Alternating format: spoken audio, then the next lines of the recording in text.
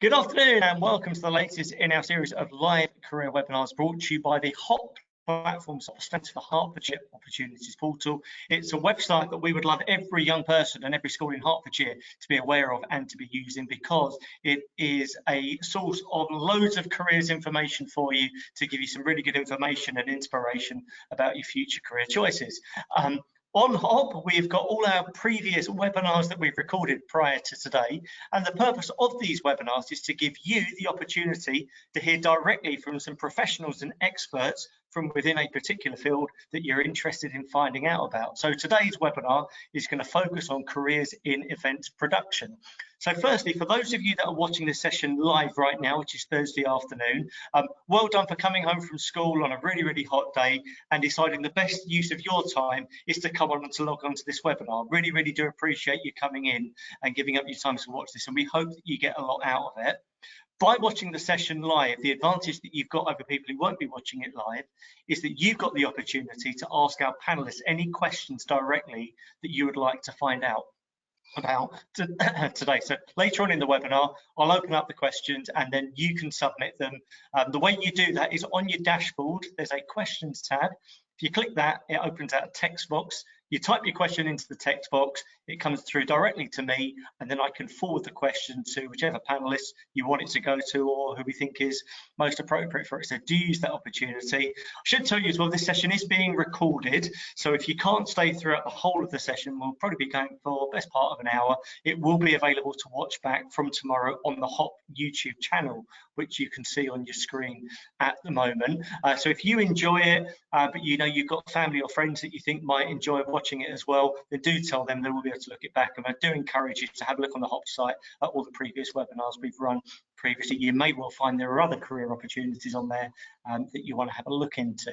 But without any further ado, I'm going to hand over to our panelists to introduce themselves initially, and then we'll start the conversation from there.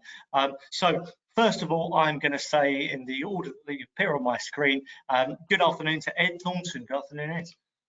Good afternoon. Thank you for having me. You're welcome. So tell us a little bit about your role, and tell us a little bit about your background and how you got into it as well, Ed. So I am the head of rigging for the UK for Encore Global. For those of you who don't know, rigging is essentially, in the events terminology, it's how we suspend equipment. So if you go to a theatre show, to a concert, to a conference, exhibition, anything like that, it's how we suspend the lighting, the speakers, the video equipment. And so I'm in charge of making sure that all of that is done safely. I've been working for the company now for 10 years since I graduated from university, and I joined at the very bottom and worked my way up. Sure. Okay, well, we look forward to exploring a little bit more about your career as we go through this webinar, Ed. Good afternoon, Gordon. Good afternoon. I am in charge of everything lighting based for the company, and the company's really wide stretch. So we might find ourselves working with some theatre shows one day, some musicians another day. Certainly I'm in a venue right now, having just finished a D-rig for a conference. I've spent the past 10, 12 years in lighting design and lighting programming, which always sounds incredibly nerdy, but it's one of those where we take our knowledge of a bunch of fixtures or a bunch of random lights that we've got, and we try and paint a picture in the air or on the stage, or try and make people look good, try and push forward emotion so that when somebody sat in the audience watching the stage, they feel scared, they feel happy, they feel sad. We do everything in between the roof and the people who are paying to see the show. Sure. Okay. Well, again, we look forward to delving into a bit more detail about your role, Gordon, as we go through. And then, Ben, I'm going to ask you not only to introduce yourself as well, but because your role is slightly more holistic, I'd like you just to explain a little bit about the company that you all work for as well.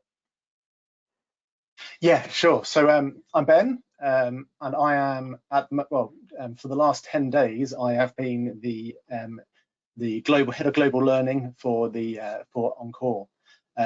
I say for 10 days because that's literally my new job. I've just started. Just before that, I was the course leader at Derby University for a degree called Sound, Light and Live Event Technology. Quite a long title, but it kind of covers all of what Gordon and Ed have already talked about and much more. In terms of what Encore do, they do a lot. It's a global company. It is absolutely huge. I've been here for 10 days and already my head is kind of exploding at how big this company is and what kind of work they do across the world. In the UK, we have two main types of operation. We have production, which is big, large-scale events, not quite so much like rock and roll, or there's occasional bit of that, but mainly large things at football stadiums, at huge arenas, that kind of thing. And then we also have our venue work, where at quite a lot of major hotels, primarily in London, we have quite a lot of technicians and technical people looking after the technical side of work at hotels, be that simple meetings to large scale corporate product launches and that kind of thing. So that's what the company kind of does. Sure, thank you for your introduction, Ben. And just for context as well, why we think this is really important for you guys that are watching this from Hertfordshire is that there'll be a lot of similarities between some event production and TV and film productions we'll go on to discuss. Hertfordshire is a fantastic place to be if TV and event production is something you're interested in doing, because we have a number of film studios in the county already. So Warner Brothers Studios, we've got Sky Studios, Elstree Studios in Broxbourne. We think we'll have Sunset Studios for you. So by the end of the decade, there's going to be more stages in Hertfordshire than there will in Hollywood. So this is a great place to be, and there's lots of really transferable skills. So we're going to focus specifically a little bit more about event production today, but a lot of the things you're going to hear about do transfer quite neatly into television and film production as well. So first of all, just some introduction questions from me, really. Ed, I thought you explained what event production was very well, so we won't need to go back into that one now. But Ben, I'm going to come to you first of all. So Ed's described his role in rigging, and Gordon likewise in lighting, but can you just give us some examples of some of the other roles that there would be within event production? Well, so quite simply, in our company, we've got two of the heads of department with us right now in rigging and lighting, but there's also a head of rigging, head of sound and a head of video as well. But underneath that and all the other things, we have event technicians who go out and plug equipment in, get things ready. We have project managers who are there to make sure that the event operates, and that's quite a large planning role in terms of making sure that the equipment gets delivered on time, that the client has all of their requirements covered, and that there's enough crew, enough staff working it. We also have what is unfortunately called sales, but essentially client relations, trying to make sure that we sell events and then get people. So, a client might come to us and say, could we have this event, please? And then the sales team then kind of work out a proposal and a quote ready to then take it on to the production team. So there's quite a lot of roles. We also, obviously, as a large company, have slightly less exciting roles like HR and all of the finance kind of thing as well. The finance team love us because we buy a lot of very expensive equipment, which doesn't make them happy lots of time.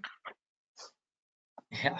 Okay. Fine. So, well, let's just take you all into, I guess, a day in the life of. So, Ed, you and Gordon were talking just before the webinar about the project that you're working on at the moment. So, can you tell us a little bit about that, or perhaps any other project that you're working on? Just kind of bring it to life a little bit in terms of what you do and how you relate to other members of your team.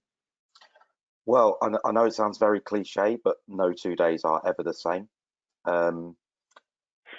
They might follow a general formula. That formula might be shaken up. It might be in different orders, but yeah, no 2 days are ever the same. So if I sound a little croaky, it's because I was working overnight last night, unfortunately. We had a large event at one of our venues, which was for a global recruitment company doing an annual meeting. So, a day could usually start something like yesterday. So it started with me, thankfully having a slightly later start, but then, I open up the laptop, I look at the plans of what we're doing, make sure that everything's good to go, double check, triple check, print plans out so we've got them on site, because it's always good to know what you're doing. I'll then be liaising with our guys at the venue, making sure that we're all on the same page regarding what time we need to be there. I'll be liaising with our guys in our offices and our warehouses, sorting out, some of the boring stuff, unfortunately, logistics. Making sure the kit's going to be there on time and the right kit's going to be there. And then, of course, there's the really fun part of the day, which is being stuck on the M25. That usually takes up far longer than it should. And then when we get to site, obviously, it's making sure that everything goes according to what the client wants to achieve. We build, we look at it, we go, we made a thing, and then we walk away, and we let people have a great time, hopefully. Good. And you were saying earlier, Ed, that you're not just working on one project at a time. There's always multiple projects going on. No, it's yes, it's a very interesting time for the industry. It's absolutely bounced back with tenacity. I think I speak for myself, Gordon, and Ben here when I say I've never seen the event industry like it is at the moment in 10 years. Entirely right, yeah. After 18 months of us all essentially being sat at home twiddling our thumbs, it's great to be back, but unfortunately we lost a lot of knowledge, a lot of good people, a lot of expertise over the last few years. So it's an absolutely fantastic time to get into the industry. Yeah. No, okay. No, that's a really positive message to be given across as well. Gordon, did a lot of what Ed just said then resonate with you in terms of what your average day looks like? 100%. No. I've worked in one other industry in my entire career, and that lasted about 6 weeks because just taking today alone, I got home at about 11:30 midnight last night. Woke up this morning to do some emails. Had a call with one of my staff who's out in Denmark lighting a job for a very well-known company at the moment. I then had a conference call to discuss a floating venue before I travelled to this site to meet and greet everybody. And my day off this week is on Saturday, and I have just confirmed my flights on Friday afternoon to fly out to France to go and work with a friend of mine who is doing a show with a band called Megadeth, and I will then fly back on Saturday night, Sunday morning, ready for a load-in that we've got in a venue just next to this O2 Arena. No 2 days are ever the same, but it's a constant entertaining set of challenges. You don't have the routine set because you're constantly having to adapt your knowledge and your skills at the same time into different things, and it's why it's always appealed to me. And it's why I'm certainly a massive advocate for the industry, because there's a lot of jobs where you don't get that. And this is one of the great ones where you can constantly challenge yourself and challenge other people at the same time. For sure. And yet you still manage to squeeze in an hour to take part in this webinar, Gordon. So we're eternally grateful to you for doing that and for advocating for the industry. Ben, with Ed and Gordon probably just talked around it here, but what would you say are the most rewarding aspects of having a job within events production? And on the flip side of that, what are perhaps the challenging things that maybe it's worth us just discussing now so that people know what they'd be getting themselves in for?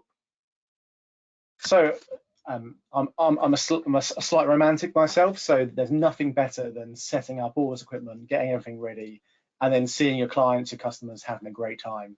And that could be a number of different things. I used to do a lot of weddings, and that was just absolutely brilliant, seeing those happen. But just recently I helped at an event. It was an awards ceremony for a sports awards, and just seeing the people win that, particularly as everyone's now back from COVID, and seeing people back together for the first time, that was absolutely fantastic. But the challenge after that is, I was there setting up, I was there during the event, and then the challenge afterwards is then you've then got to stay there and pack it all down afterwards. And there is something quite amazing about seeing a completely empty venue at, say, 9 o'clock in the morning, seeing it at 7 o'clock in the evening in event-ready condition, and then by midnight it's all packed away again. That's quite phenomenal, but also a lot of hard work and a lot of because constantly redoing lots of things. It can be slightly heartbreaking at times, packing away the stuff that you've just set up, and going, well, that was a quick hour, and that's it. So yeah, it could be hard work, and yeah, it can be quite saddening at times where you're packing away quite so quickly. Oh, sure. Well, in fact, there's a question coming in, by the way. You can, or if you're watching this live, you can submit your own questions by going into the questions tab, typing it in, and that's exactly what's happened. So Sophia asked the question here. This can go to any of you. What's the largest event you've ever worked on? So I don't know, in terms of size of the environment you're in or the number of people there, what's the first one that springs to mind? Gordon, it comes to you first of all. I've got two. The first like major size event that I ever did, I was working on the Olympics when they were in London, which was 3 months straight worth of real entertaining slog and security requirements and stuff like that. But of course, the Olympics is one that will live in infamy and for me all at the same time. In terms of the largest event that I've ever designed, it was a show out in Africa where I had to fly out there a couple of days before, and the company that ran the event actually bought a football stadium and knocked down the back wall. And I didn't find out until 2 weeks later, but there were 732,000 people in the audience. One of the biggest things that you can, like, supposedly you can see it from space. That's pretty big, 732,000. It was ridiculous. We had shipping containers arrive with patio furniture from Greece. That's how we sat most of those things down. Just setting out the chairs took 2 weeks. Wow. Can you compete with that, Ed? Or perhaps you were involved in the same event? I don't know. Well, I think we were all involved in the Olympics. I think part of all of our soul is still on that park somewhere. So going off on a slightly different tack. So one of the largest events that we've done at Encore is the EMEA Summit for a very large, very famous software producer. And, you know, it's the logistics of trying to get all of that kit inside of, you know, the largest exhibition space in the UK in the space of sort of 5 days. Just incredible. We're talking over 60 lorries worth of equipment every day. We're measuring a number of people working for us on site in the hundreds. You know, it sounds really silly. The logistical challenge of just feeding all those people 3 meals a day every day is insane. And, you know, it could be something as simple as a really small HDMI cable, sort of that long. How does that end up in the right place when you've got 60 lorries coming in? The mind boggles, and the feet hurt with doing 50,000 steps a day, but on concrete. But yeah, it's just going back to what Ben said. It's just that moment where you just stood there going, how has this happened? You almost can't believe that this has happened. Yeah, no, I can imagine that. Let me go back to you, Ed. What's your favourite type of event to work on? So if they could give you one final job to do that you get the most satisfaction from, what type of event would it be? Would it be based on size or scale or type? That's interesting. So we are quite involved with the Farnborough Air Show. I find that absolutely fascinating to work on, because we do a lot of work across the entire site and just wandering about and seeing planes arrive and setting up other people's exhibition stands and looking at how other people have been creative, and you just look and go, I'm going to steal that idea. But the one I get probably the most satisfaction from, and is absolutely terrible because it actually doesn't involve rigging, is we do a few jobs that are power distribution. Big outdoor exhibitions, just running in heavy mains, just stillages of cable, flight cases of cable. When the sun's shining on a day like today, there's just absolutely nothing better than just having a pickup truck loaded to the point where it's like that with cable in the back and just working outside on a day like today. It's just absolutely fantastic. Yeah, sure. And I imagine, you know, a big part of this role, Ben, is going to be working in teams as well. So how much of the day is working with other people? So Ed gave the example of the 60 lorries coming in and trying to find that tiny HDMI cable. That's not something you can do if you just work in isolation, presumably. No, it's all day, every day is in teams, and the teams will be different depending on which staff turns up when. So in some really big festivals and events, there'll be a load-ins team, maybe some what we would call local crew. So maybe that might be venue staff, it might be people that are just there to unload trucks for you and get that ready. And then when the event happens, you'll then have the event technicians doing their work and doing that. And at the end, there might be a pack down crew as well, or it might all be the same crew. But and then if you then talk about teamwork, you then go to the other extreme where maybe you might be on a tour where you're on a tour bus for 4 months with exactly the same 5-6 people. And you might never met those people before, but then you're spending every hour, every minute of your life for 4 months, 6 months with those people. And yeah, teamwork is critical in this industry. Getting on with people, talking well with people, and just having that kind of excellent ability to share your own stories and work well is just absolutely critical. Yeah, sure. So I had a couple of really good questions here about subject choices. I'm going to come on to entry routes into it first of all. But first of all, I just want to sort of go around between the three of you and just find out, Gordon, when did you know that this was something you wanted to go into? Were you aware of roles within lighting when you were maybe 15 or 16, as some of the people watching this will be at the moment? Absolutely not. I had no clue whatsoever. I had just started dabbling, and there was a few of my friends that were trying to get into DJing and stuff like that. There was also a bit of a push from school for more people to help out with more things, and they didn't tend to be that specific. But my mindset for, I'm sure my mum would say, ever since I was far too young to realise, was not necessarily that looks cool. It was more, how does that work?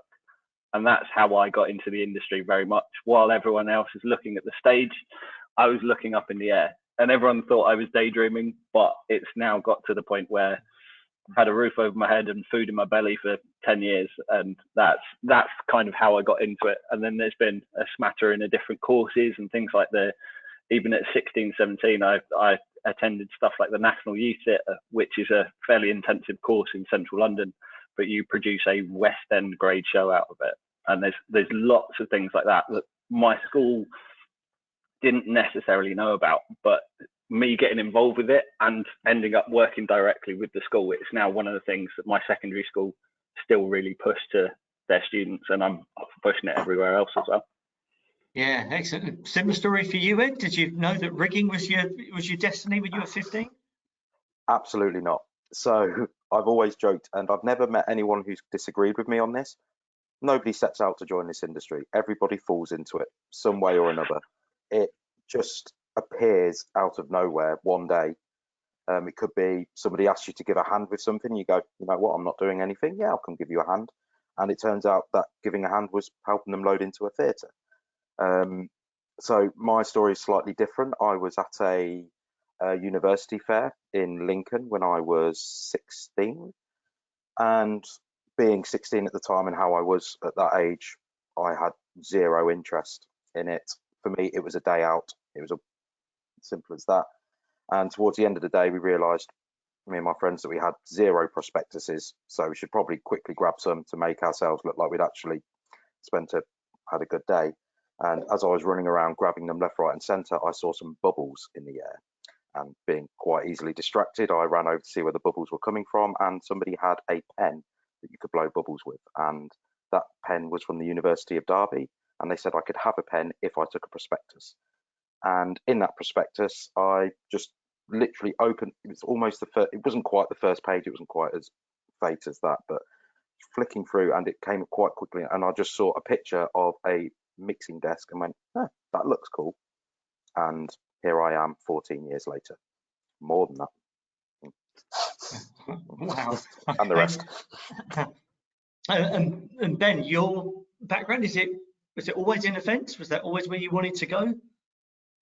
Yeah, so again, similar stories. When I was at school, probably about 13, 14 years old, I wanted to be a bit of an actor, but realised I could not act in the slightest. I wanted to be a musician, but wasn't very good at playing music. But one thing I was relatively good at was plugging stuff in. So I very quickly became the school kind of technician, as I'm sure most of these people here might have had similar experiences. And from that, I got a few little things. I was asked to help at a wedding. So I was essentially the DJ for that. Again, probably about 14 years old. And after that, I just thought, you know what, this is pretty cool. I like that. And then, you know, started to look into lights and sound, brought a few lights, brought a few speakers, did a few more things. And then, as a similar story to Ed, I stumbled across this degree that ticked every single box: sound, light, live event technology. Whoa, that's everything that I'm interested in. So I went, and and now I'm here. So, Okay. Excellent. So really what we're saying is that anyone who's watching this webinar at the moment, either live or as a recording, are probably at least 2 steps ahead of where you guys were when you were 15 or 16. yeah, definitely. Absolutely. Yeah, excellent. Good. Okay, well, that's a really good segue actually into the next subject of conversation, which is how do you actually get into the industry? So there's been a couple of questions that have come in already. So first of all, I'm just going to ask the question to, and any of you can answer this one. Thinking about the traditional subjects that someone could study at school or college, are there any particular GCSEs or A levels that you would definitely recommend someone do, or that they should do to get into it? Ben, I'm going to come to you first of all, because learning and development in your title, it'd be unfair of me not to. Yeah, fair enough. So as someone that used to lead a university course on this up until a few weeks ago, I would say yes, but also no in some cases as well. Let me explain that better. There are so many different ways to get into this industry. I used to lead a degree that helped you get into the industry, and that degree focused much more on the engineering side. So if you like plugging things in and you realize that you really that you want to take that a step further and understand exactly how the equipment works, a degree like that will be really useful. And therefore, the subjects that you need to take at school will be slightly more technical style subjects. So the degree at Derby University, for example, really looked for something in a technology sense. And I would get very, very excited when a college student would turn up to an open day and say, I'm doing A levels, for example, in physics, and I'm doing a maths A level. That wouldn't be the obvious things, and don't worry if you're not doing that. But for a degree that focuses that technically, that's very useful. But having said that, we also accept people that haven't done as technical things, and those kind of people are just as successful in the industry. And then there are so many other ways in. So take, for example, at the moment at Encore, we are currently we're just starting our first apprenticeship route, where 18-year-olds out of college, they might have done something in college completely different to what we're doing at Encore. We then take them on, they do another bit of study with us and also work at the same time. And there are so many different ways in. There's so many other different types of university courses out there. There's so many college courses out there. So are there subjects you need? If you like being technical, do a technical thing. Challenge yourself. I always used to say at open days, what's the point of paying quite a lot of money for a university degree and not challenging yourself? So if you do something that you can kind of do already, it's not that much of a challenge and probably not worth the money. Whereas if you like something like the sound and light industry, go and challenge yourself somewhere and do something that's maybe a bit harder than what you think, because hey, it's probably going to be worth it in the long run. There you go. Okay, thank you. Ed, you just mentioned that you went to that university fair and you picked up a prospectus, and that's where it all started from you. If you could go back to when you were 15 again and maybe just thinking about what you were going to do after year 11, are there any subjects, or would there have been a course that you would have done in hindsight that might have sort of helped your knowledge? So going back to what Ben said, I did music, psychology and geography at A level. You know, so in hindsight, I really wish I'd done maths. Unfortunately, a big part of rigging is me sat down with a calculator, trying to work out when somebody hangs a light, where does the load go? When they hang a speaker stack with a bridle, how is that impacting upon the structure of the building? That's my only sort of, I don't want to say regret, because I really enjoyed my time at school and I've still really enjoy music and geography because I'm a bit of a nerd. Psychology, not so much. But is that I think, would that have put me in a better stead? Well, I mean, I've still ended up here, so it's definitely not been a handicap at all. But I think maths, I just think, is quite important. But again, as Ben says, it's, you know, if you don't enjoy maths and you struggle with it, there are other routes. You know, Gordon's a lot more artistic than I am because he works with pretty coloured lights. You know, so as he said, what was your phrase? Paint a stage. So if art is your thing, you can get into it via art. Yeah. Okay. Well, let me come to Gordon, because as far as I'm aware, there's no such thing as GCSE lighting that someone can choose to take. But what would you suggest with your particular? I'm trying to remember the exact quote, but whilst I was just starting to pick my GCSEs, one of my teachers that I'm still friends with said, because I was struggling and I wasn't really sure about what exact ones to pick, but I knew I was already kind of getting offered £10 a day or £20 a day to volunteer for these kinds of things. And he said, above all else, pick something that you're passionate about already, because they then teach you those transferable skills. So for my GCSEs, I think I did ethics and philosophy, business and communication systems, and IT. But I was always listing different shades of blue, and I was always kind of hanging around the music block, even though I had been banned from it several times.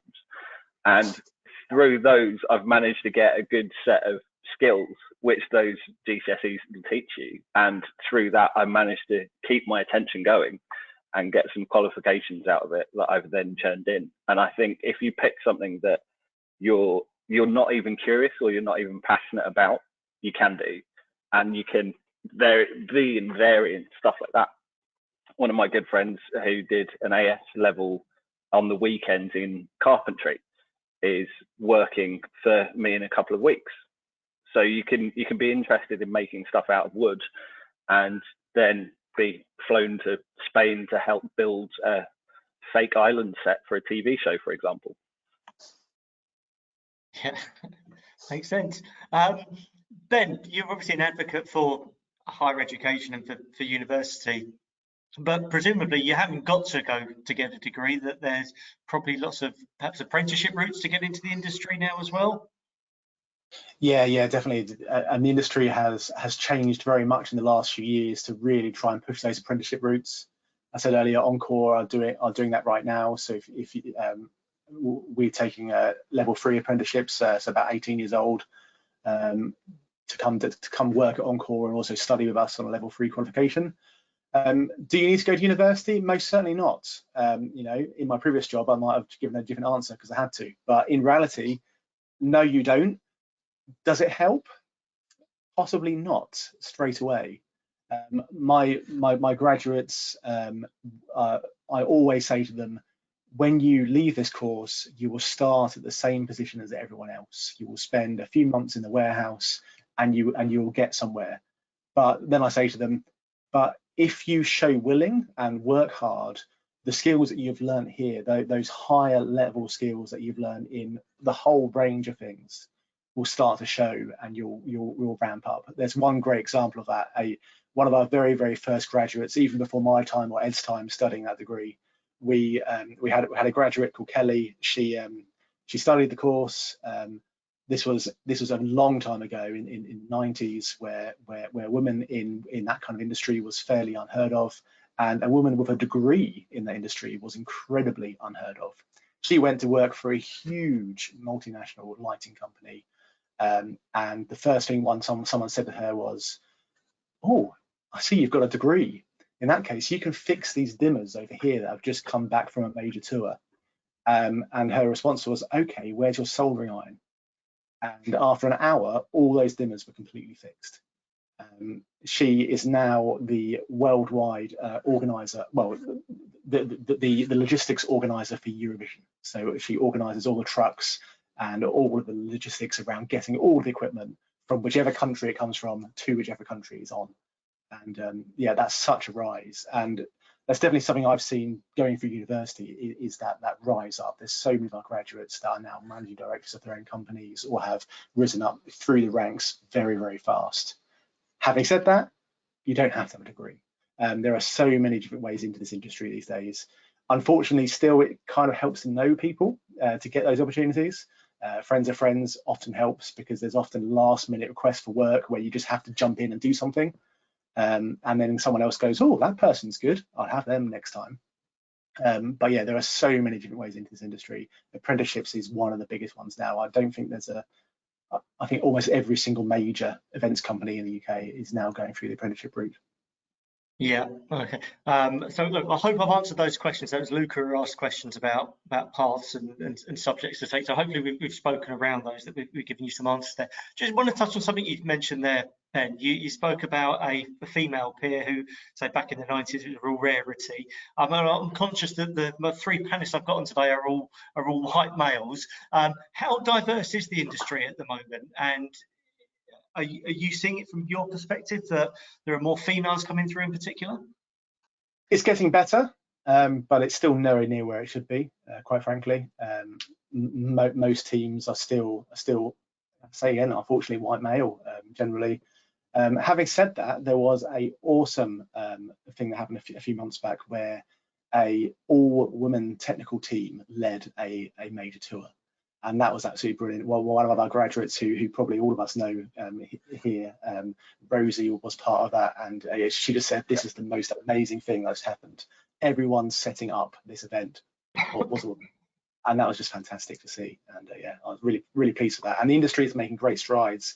There's now industry bodies, particularly for the women in the industry, who are working with companies to really try and make a women-friendly environment for people to work in. So yeah, it's getting a lot better. Good, okay. I think it'd be really remiss of me at this point not to mention, so for those of you that are in Hertfordshire at the moment, you've got a fantastic opportunity. So if event production is something you want to go into, we've actually got a Screen Arts Academy, which is in Elstree. So I'm going to show you their details a little bit later, but they will take students on, so you could even leave school and start with them in year 10. But also they've got entry points at year 12. And also they have the year 14 as well. So it's a school in Elstree, which is near Boreham Wood. So it's right bang in the middle of the county. There's not many of these Screen Arts Academies around. They've got some fantastic links to employers as well. So do have a look at their website. So I will share their details with you. Just before moving on to the next section, Ben, I'm going to come to you first of all, then I'll get Gordon and Ed's thoughts on this as well. We've spoken about some of the qualifications that people may want to get or may want to look into, but I guess more importantly to you as an employer, you're looking for people's personal skills and qualities. And what sorts of skills and qualities are going to be really important to you? For me, two things that really shine out are someone that's personable, that can talk and can engage with numerous different people, which is interesting because often it's a highly technical role, and technical people sometimes like to shy away a little bit, so that can be a bit of a challenge. But the other things that I think are really important are the ability to problem solve, go out, figure things out yourself, do your own research, and also, yeah, just having that constant quest for, well, how does this work? How does that work? I think those three things are incredibly vital. Yeah, I mean, Ed, come thinking about your role in particular. You spoke about sometimes sitting there with a calculator and working out how much you need. I'm guessing a lot of sort of fine motor skills are going to be important doing what you do as well. Is that something you're always aware of? Or? No, to be honest, the thing that I always look for most is the ability to work in a team. It's so in rigging, it is so important because essentially we're doing the dangerous parts. It's riggers who are climbing up in the roof at the O2 Arena that's some 32 meters above the ground on metal beams about that wide. Your communication has got to be perfect, and your ability to work together as a group of people, potentially with people you've never met before, and the trust you have to put into each other is very, very important. So teamwork is absolutely perfect. Yeah. After that, again, for me, keenness and personability, as Ben said, like just sometimes it's not all sunshine, it's not all roses. Some days are not very good. So the ability to, to pick an example completely out of thin air, to still have a laugh while stacking flight cases 3 high in a container in 26-degree heat after not sleeping for 24 hours, and the ability to keep smiling at that point and laughing with each other is so important, because that's what keeps you all working together towards that common goal, rather than getting a bit ratty, as I usually do when I'm tired. I always need somebody there to make me laugh. Yeah. Gordon's laughing knowingly at that last comment, Ed. So lovely weather we're having, isn't it? Yeah. Gordon, so what are the sorts of hidden skills that someone would need to work in lighting or to work as within your team? One of the ones that I just used last year to describe it was when you remember where your house keys are. That kind of mentality. There's so many people that will constantly lose their house keys or constantly lose this, that, and the other. And where my job on the face of it is very much a case of, okay, this song is sad, so I will light it blue. There's over 28,500 different kinds of lights that are currently either in production or in use in the industry. So it's picking the right thing for the right job. And it's even down to the simple things like if you sit down at a restaurant and your cutlery's not straight, there's certain people that will go, okay, well, I'll straighten up that knife. And there's certain people that go, oh, the knife's got a little bit of nice detail on it. And those kinds of things, if you ever see them creeping into your head, that's one of those moments where this industry got really interesting for me. And that's where I started to stare up at the ceiling. And without people like Ed willing to make everything safe, I can't make a stage blue. Without people like Dan and Dave, I can't do the entire production. Like there's an actor stood on stage in the darkness, doesn't really make much good. If I light him, then yeah, but still nobody can hear him, and my lights have to be floating in the air. It's that team and that personability that can make those great experiences for everyone. Yeah.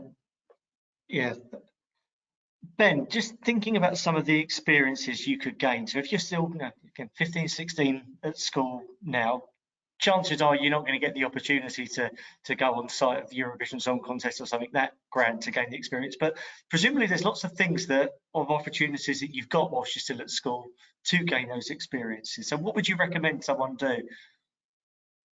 Yeah, again, if your school's holding a production, go help out with that. Technically, if you go talk to your local theatre, go talk to your local community centre and say, are there any events happening anytime soon? There's some really, really simple ones. If you've done that and had a little bit of experience doing that, you could possibly go do some research, find out if there's any local production companies. The industry at the moment is absolutely crying out for people that want to go work with them. So if you turn up somewhere and say, you give them a ring and say, look, I just need a bit of experience. Could I spend a week in the warehouse, watching what you do and hopefully doing a bit of work? They might be a little bit reluctant to at first, going, oh, is that safe? But then actually, I'm sure if you ask and say the right things, I'm sure quite a lot of people would actually have you in to help out right now. So yeah, there's so many little things. There's a lot of my students that used to come to Derby University that they would always come from backgrounds such as, one which was always surprising, churches. A lot of our students came from a church background. There is a remarkable quite how much production goes on at a church these days, particularly big ones. So yeah, if you've been not interested in that, go to your church. You might find something interesting there. Local theatres, loads of them help out, and schools. That's the three main things that students coming to Derby University had experience on. So yeah, definitely try it. I think all of your students are very fortunate. Hertfordshire is incredibly rich in terms of stuff like that. Just like I live on the corner of Essex and Hertfordshire, but most of my time at school for clubs and stuff like that was on buses, going to arts groups, going to dance groups and stuff like that. Even if you are 16 and at a local dance group or a local dance school doesn't necessarily have a technical team, they will do shows and they will go into a venue or a theatre or a hall with no technical team and just relying on the in-house staff. One of the main ways that I used to encourage kids to get in is phone up those drama groups, phone up those dance schools and stuff like that and say, can I just sit? Because by the time they're rehearsing one particular show, that's the time where your brain can start going on.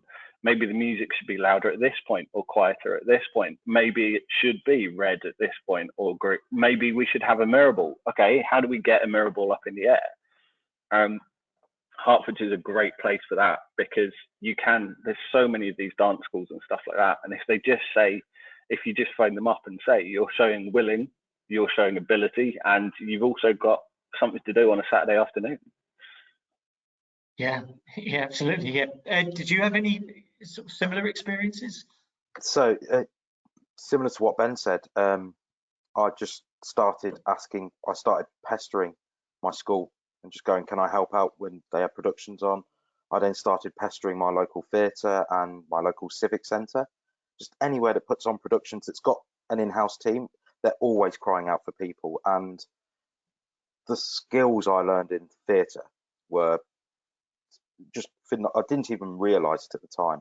And you're learning off such passionate people as well. Like, they genuinely love what they do, and I know all three of us here do. Anyone in events, like, you love what you do. Once you've got that bug, it's really hard to get it out from under your skin, and they're the best people to learn off because they want you to enjoy it as much as they do.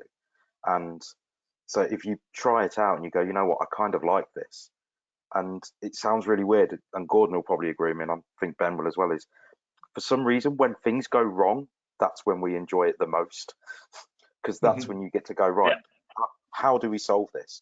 And you could be there, like, it could be your first day, just going, I'm going to go and ask for help, I want to see what it's like. Something could be behind schedule, or something could go wrong, you know, some sets not been built right, and someone will go to the whole group, you included, how do we fix this? And you could, and it's open season, just go, you could say something that to you might seem like the silliest idea, but just speak it out, and someone might go, oh my god, I didn't think of that. Of course we can do that. Great idea. Of course we'll get a Tesco bag and spray paint it black. Perfect. You know, it's Yeah, well, Joe, funnily enough, you saying that, Ed, another question that's coming in. By the way, you have got any more questions? We've got about 5 minutes before we're looking to wrap up. So if you've got any questions you want to ask, do put them into the questions tab now. But the question is, have you ever been involved in a production that has gone wrong, and what happened? So are there any, I don't know, kind of any comical ones that come to mind, but perhaps there might be some more serious ones as well? I mean, I remember my first day on a stand-up comedy tour, and stand-up comedy tours are often stereotyped as, you know, one stand-up comic in a Skoda driving around, but there's often a decent budget and a decent set of infrastructure behind it. And my department was a little bit behind time. The sound department was having some struggles with some new content that hadn't been delivered in the right format and all that kind of stuff. And we realized that we're ready to do sound checks like 2 minutes before the doors open. So every single technician, every single engineer madly gets rushing out to the dressing rooms to try and find our stand-up comic to get on stage, and they weren't there. Okay, cool, stress, sweat coming from foreheads, this, that, the other. Okay, how do we find him? Right, CCTV cameras. We ended up chatting to the stage door guy, who said, yeah, they left about half an hour ago. Okay, we've got 1,500 people about to walk into this venue, and you're telling us the stand-up comic they're here to see hasn't turned up.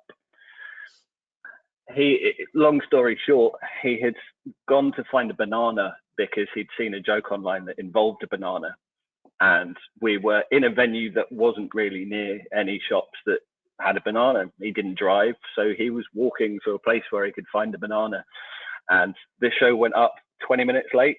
There was no sound check. There was no less than 4 black cabs that had been hired from different companies to literally drive around and look. But that's one that always springs to my mind, where technically it went wrong because we're there to deliver it on time, in budget, everywhere in between, and we were definitely not on time. But in terms of sheer comedy value, not only have you got a great stand-up comic, but you've also got the fact that he went missing to try and find a banana. Which has given you the opportunity to tell that story as well now, Gordon. So Yep. Yeah, everyone wins. Ed, anything come to mind for you? Yeah, so in terms of things going wrong, if you think about things falling out the ceiling and stuff like that, no, I'm very fortunate. I think in this country, where the level of expertise is world leading in this country. We are taken all over the world because of the skill sets that our industry in the UK has, and leading that forefront is safety. So in terms of things going wrong like that, no. Again, it's comical ones that always kind of stick in your mind. So we had one event where there was a giant, I think it was about 20 foot wide, so about 6 meters wide, inflatable ball in an arena that was being projected onto from all sides to create a moon, and then it cycled through all the different planets, etc.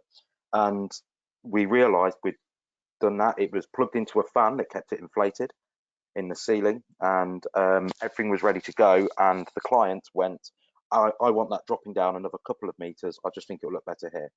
We were all far too tired to question it, and we just went, not a problem, mate, we'll sort that out for you. Not realizing by dropping it down a few meters, it then unplugged itself. This moon, this globe had taken about 3 hours to inflate, and cue absolute panic of trying to work out about an hour and a half before people were walking into the room, as it was rapidly deflating. It definitely not in 3 hours, how we could get it back inflated, well, plugged in to stop it deflating and then get it back inflated again. So that one was quite good, and especially as walking out, it was not me who touched any buttons that deflated the moon, so I still get to use that against somebody. And another one that always just sticks in my mind is we had a very, very last minute request for a show that it was a sort of theatre show that involved some men on a stage taking the majority of their clothes off. They'd had a problem with their stage. We went in last minute to fix that problem for them. And in doing so, somebody who still works for us had to essentially be under the stage to hold part of the front while it was attached, meaning that they then couldn't get out. So whilst this show was happening, this person who knew this was going to happen, he's like, this is the only way this can happen. I'm just going to have to stay here during the show to get this done. Had the foresight to take their laptop in with them. So whilst about 4 foot stage, they were crouched under it. Whilst a bunch of men were dancing on top of it, they were just sat under there playing Farming Simulator for 3 hours. Because what else are you going to do? And everybody who watched that show had no idea. And it's knowing those little things. Yeah, it's knowing those little things. Not your normal 9 to 5, isn't it? Yeah. Absolutely, absolutely. That'll be our slogan, I think, for today. But I suppose it brings us back to those skills, just those skills of problem solvers, or people who are prepared to come up with an idea and try and find a solution. They're really going to be really important for the industry. I have had one more question that's come in, and it's a nice segue actually into the sort of concluding discussion here, which is around what are the prospects for event production. And you both said how the industry is absolutely booming at the moment. We've discussed how in Hertfordshire alone, we know there's going to be huge demand for people with event production skills and qualifications going forward. So the question that's come in, so it's a really good one from Luca, can event production also lead you into film and media? So things like Formula One or the BAFTAs. And Ben, you're nodding your head knowingly there. So oh yes, yeah. So again, you know, I'm talking far too much about the degree I used to run, but you know, my graduates that came from that degree, I've got people all over the wider industry doing a phenomenal amount of work. So guy I was chatting to yesterday, he's a technical director of a broadcast company. There's another company who one of our graduates is the managing director of. He employs loads of our students across the board, and they were all of the Jubilee celebrations that you saw on TV recently went through their broadcast truck. You know, so broadcast, film, TV, yes, I've got a fantastic graduate of mine. She's sending me pictures almost weekly of the amount of random things she's done. And one of the best ones was her taking a photo saying, here is my position today. And it was from the lighting gantry saying, and she was doing the follow spot for the BBC Children Need broadcast at BBC TV Studios. So yeah, there are so many wider things. I was on an electrical training course recently, and there were people doing electrics for film around the Pinewood Studios area, and they were saying, yeah, there's so much need for people with a technical ability in all of these areas. So yeah, film, TV, which again, a hugely expanding area in this country. So yeah, huge demands across the board. I think our course even has a vicar in the graduate list. So there's a huge range of industries. Yeah, Sure. Okay, so that's a really positive message to be getting across. So just before we go, then I'm going to ask you all just in very succinctly in a sentence or so, just to summarise. What would you say to anyone who's still at school now and thinking maybe event production is the career for them? So let me start with you, Gordon. If you are even contemplating it, or you're thinking about it, or you're just curious about what we've said today, I'd use every tool in your arsenal to find out if it's something that you get that spark about. Now, as a kid, I noticeably didn't have that spark, that little thing inside me, but you'll find every single person in this industry has had that one moment where it twigs inside them. So if you're even curious, get yourself out to a local theatre and look up rather than look at the stage, because there'll be one moment that will just get you, and then you'll be absolutely set for life. Sure. And Ed, what would be your advice? Exactly the same. Exactly the same. I know it sounds like we're being very romantic about this industry, but we all are a little bit. It's find that little thing that makes you go, that gets you out of bed to go do it. You know, it's, as I said, like working overnight in Greenwich. You've got to get out of bed to go do that. You know, as much as you want to go, like, oh, I don't want to go work overnight. I wanted to go do that. Like it was, and it wasn't, the most fluent, shall we say, of productions I've been involved in, but I still wanted to go. And because at 9 o'clock in the morning, you're still laughing, and you're trying to come up with solutions for things. And yeah, it's, as Gordon said, find that little spark. And if it is something that kind of interests you, go looking for that spark. Go looking for it. Sure. And before I bring Ben in for the very final word, just want to draw your attention. So on your screen at the moment, you can see a couple of QR codes. So the one on the right-hand side, next to the black box with the white writing saying ESA, that would take you straight through. That would take you straight through to Elstree Screen Arts Academy's website. So do have a look at it. Say that we're very, very fortunate in Hertfordshire that we have a Screen Arts Academy in it, which is so specialised within this area. So even if you move over in year 10, you can still study your English, maths and science, but you still have to, but you can do some very, very good technical courses as well. On the left hand side, you can see the QR code for Encore Global's careers site on there. So have a look at that. Even if you're not looking for a job right now, just have a look at that and just have a bit more familiarity with the sorts of roles that they might have to offer, because it might be really good research for you to do in the future. And then in the top left hand corner, you see there's another QR code there that would take you straight through to our HOP page, our library of all of our previous career webinars that we've recorded. We've done nearly 60 of them now over the last couple of years. I'm sure there'll be something on there that either you or one of your friends will be interested in looking at. Same format as this webinar here. So just in conclusion then, firstly, those of you that are watching live, if you've had any thoughts, if there's anything that's particularly inspired you today or you found particularly useful, please just drop it into that questions tab now, because it's really good feedback for us. And just whilst I give you the opportunity to that, I'm going to hand you back over to Ben. And Ben, if you could just describe what sort of person is it that you as an industry want to come here to come and get jobs and careers within event production? Someone that's willing to work, someone that's willing to constantly be thinking what's next, what can I do better, and someone that's willing to work hard, and someone that enjoys it. That's the biggest part. We all enjoy what we do, and hopefully you've understood that today. If you enjoy it, come work. Sure. Okay, I think that's a really, really positive message to close from. So thank you for those of you for watching, particularly those of you watching live who contributed some really thoughtful questions today. We hope we've been able to answer them for you. But more particularly, thank you so much to Ed, to Gordon and to Ben for giving up their time and sharing their experiences and knowledge with you. So we hope you've enjoyed the webinar. Best of luck with your future careers, and have a very good evening, everybody.